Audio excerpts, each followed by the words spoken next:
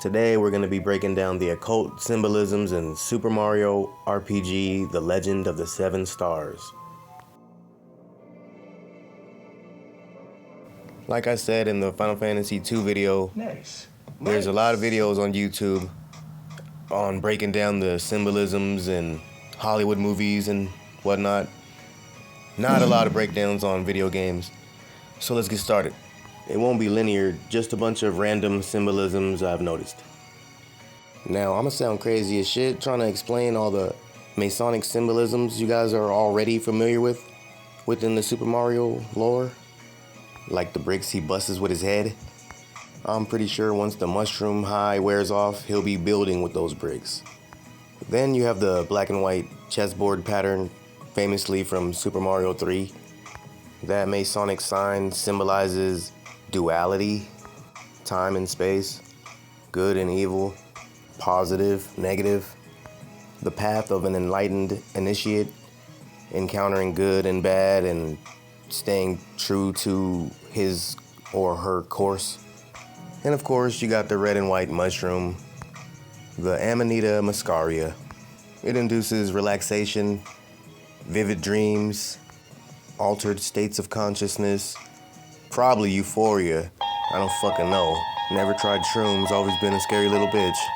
I've seen somewhere that when you take mushrooms, you tune in to like a certain frequency where you can see the ether. But yeah, those are the basic starter kit symbolisms everybody knows about Mario. Let's get deep into it. What about the main antagonist, Smithy? He wants to destroy the 7 stars so the world isn't able to make any more wishes. He's a mechanical robot type, at least I think he's a robot tyrant who wants to turn the entire world into a weapons manufacturing factory. Spread weapons and chaos.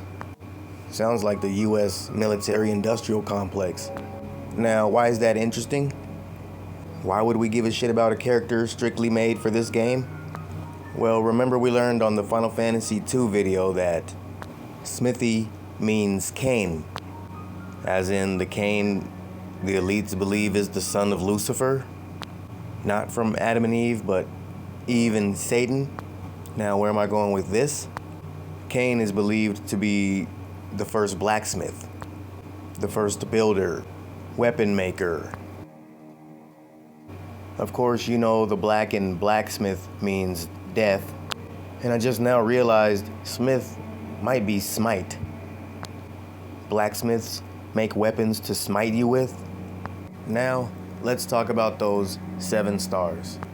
Now, the 7 stars in the game open up a pathway to Star Road, where wishes are turned into shooting stars and they're granted. But when I see 7 stars, I automatically think of our 7 stars, the 7 so-called planets. These are the original 7 planets encoded in our weekdays. Let's have a look at the etymology of planet. It tells you how basically the planets are wandering stars, and if you look down here on the bottom, it says, so called because they have apparent motion, unlike the fixed stars. Originally included also the moon and sun. The ancient Greeks considered the planets to be wandering stars. Their chart has Earth, which wasn't considered a planet, in the center, with the 7 planets circuiting around it in the following order: Moon, Mercury, Venus, Sun, Mars, Jupiter, and then Saturn in the outermost ring. If you look 1 ring past Saturn, you'll see the firmament, also known as the crystalline heaven, which contains all the stars. The 7 stars coincide with the 7 chakras and many other 7s. In Aleister Crowley's book, 777, he repeatedly wrote about the 7 planets, including the sun and moon, constantly connecting them with 7 alchemical metals and 7 days of the week. If you look at the Sefer Yetzirah, the book of creation, which is the oldest known Kabbalistic text, it has tons of references to 7. Kinda like the Bible, some parts of the Bible anyway. 7 archangels, 7 seals, And if you look at chapter 4, verse 7, it says, 7 planets in the universe: Saturn, Jupiter, Mars, Sun, Venus, Mercury, Moon. 7 days in the year, the 7 days of the week, 7 gates in the souls, male and female, 2 eyes, 2 ears, 2 nostrils, and a mouth. In chapter 4, verse 15, it says, 7 universes, 7 lands, 7 seas, 7 rivers, 7 deserts, 7 days, 7 weeks, 7 years, 7 sabbaticals, 7 jubilees, and the holy palace. Therefore he made sevens, beloved under all the heavens. The 7 firmaments, the 7 earths, meaning 7 continents, and so on. I found that interesting. 33rd degree Freemason Manly P. Hall wrote quite a bit about the 7 planets in his most famous book entitled The Secret Teachings of All Ages.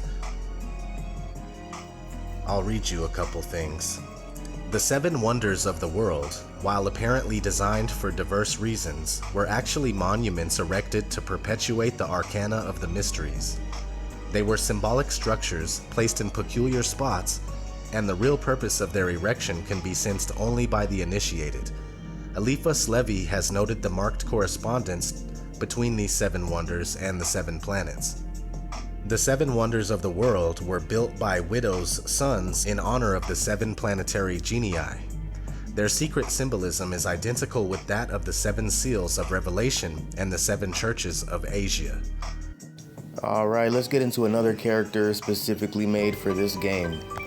Gino, the star spirit from Star Road, descends from the heavens and possesses a doll's body. Now, why is that interesting? Because that's what these AI satanic Nephilim spirits are trying to do. They need vessels. Probably trying to make a synthetic human shell right now. Also, I think Gino is like genetics, altering the human genome. Also, I told you Super Mario is a Mason. Just look when he does magic, and then a spade pops up. And you might be wondering, what does a spade got to do with anything? The spade symbolizes the sacrum bone at the base of the spine. It symbolizes the roots of the tree of life, nourishing the lower vertebrae. The spade is also like a shovel, a grave digger's tool symbolizing death and rebirth, digging into hidden knowledge. The spade represents passion and spiritual awakening. But yeah, this is my occult breakdown on the classic Super Mario RPG, Legend of the 7 Stars. Don't forget to like and subscribe for more videos.